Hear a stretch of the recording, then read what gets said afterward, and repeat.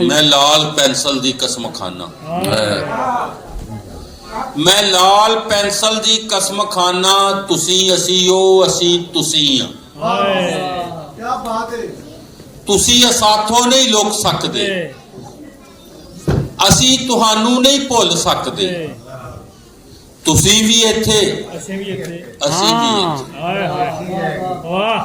असी तुहानू जे रड़कने आ ते गल कर लो, असी तुहानू जे रड़कने आ ते गल कर लो।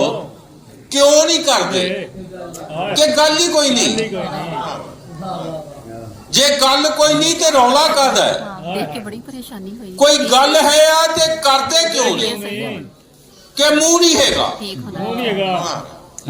मकाल नालों मकालमे दा रिवाज पै जाए ते माड़ी गल है।